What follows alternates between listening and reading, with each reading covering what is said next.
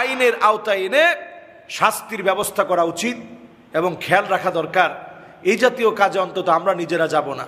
যারা গিয়েছে আপনারা দেখবেন তারা সহায় সম্বল সব হারিয়েছে, কিছুই নাই তাদের, অনেক ধন সম্পদ টাকা পয়সা সব শেষ হয়ে গেছে। আমরা প্রত্যেকেই মারা যাব, কুল্লু নাফসিন যায়িকাতুল মাউত, সবাই মারা যাব।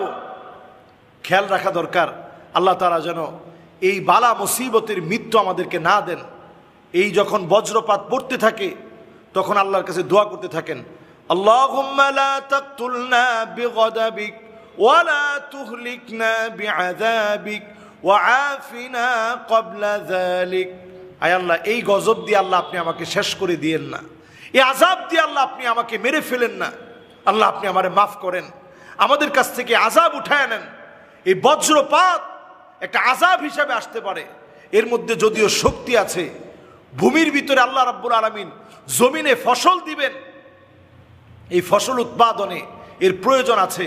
এই জন্য আমাদের বাংলাদেশে 10 লক্ষ তাল গাছ বর্তমানে আমাদের সরকার প্রশাসন থেকে বন বিভাগ দায়িত্ব নিয়েছে, 10 লক্ষ তাল গাছ লাগাবে, যাতে করে যদি এই ধরনের বজ্রপাতগুলো আসে মানুষ যেন ক্ষতিগ্রস্ত না হয়, দেশের উর্বরতা যেন বৃদ্ধি পায়।